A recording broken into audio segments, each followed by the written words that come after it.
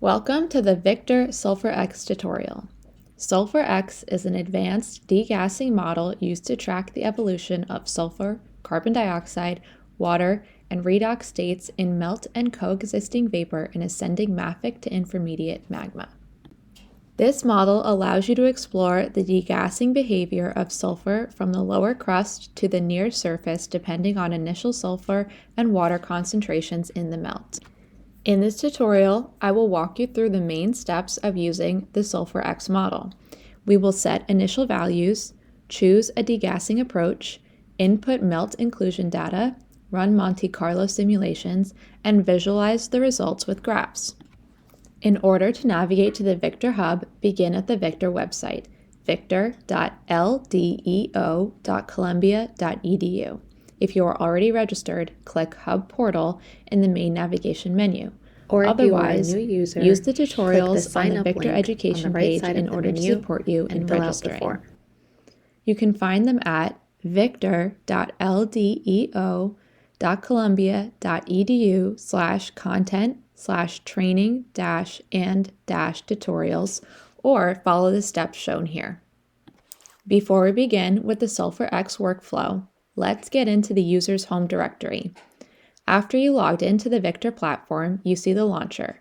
Now click the terminal icon to open a terminal window. In the terminal, type Victor Setup and choose SulfurX from the menu by entering the corresponding number, in this case 14. Doing this will create a folder called SulfurX in the home directory, and in it there will already be the notebook for the workflow and relevant files. Next, let's establish an overview of the workflow by breaking down the key steps of this workflow.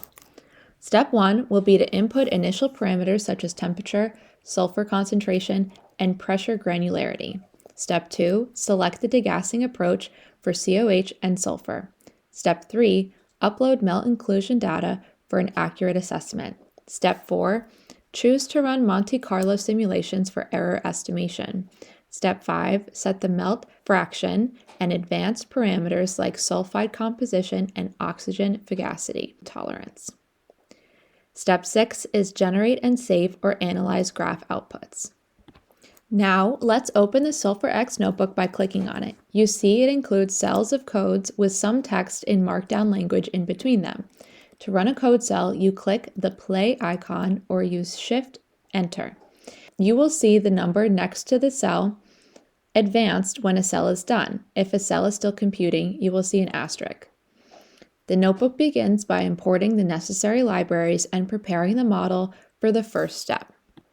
For step 1, we will input the initial values.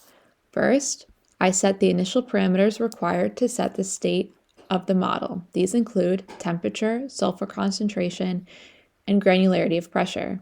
Here you can specify the values based on your data or use example values that have been pre-inputted. The granularity of pressure will demonstrate the resolution of the calculations for depth intervals in the magma. For this demonstration, I will use the existing values as an example. Next is step 2, where we choose a degassing approach. We need to select the degassing approach for CO2 and H2O, or carbon dioxide and water, and sulfur.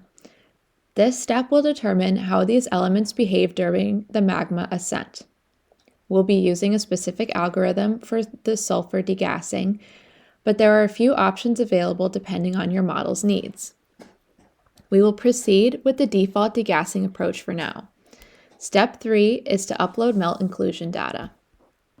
This file is essential because it provides the necessary information about the melt and vapor composition, which allows the model to assess degassing accurately.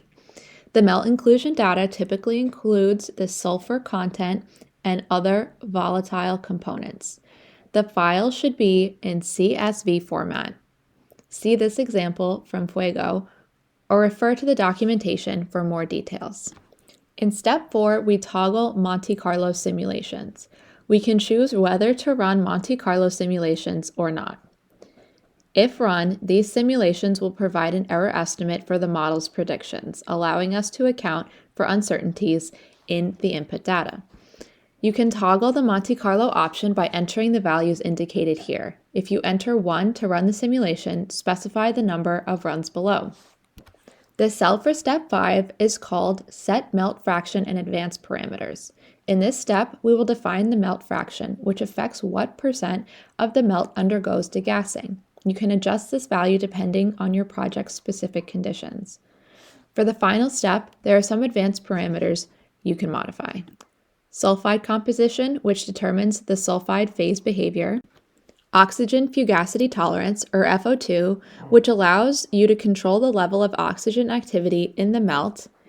And water melt fraction relation in crystallization, which affects how the melt interacts with water as it crystallizes. For this tutorial, I will continue to use the default settings, but you can adjust these parameters if necessary for your project. Once all the parameters are set, SulfurX can run. It will generate output graphs that display the degassing results. These graphs are embedded in the workflow for easy analysis. The graphs will show the evolution of sulfur, CO2, H2O, and redox states throughout the ascent of magma. You can also save these graphs as images for further interpretation or inclusion in reports. You successfully completed the main steps of the SulfurX degassing model workflow. Remember, you can always modify the input parameters or choose different algorithms based on the specifics of your project. For more detailed information, please refer to the SulfurX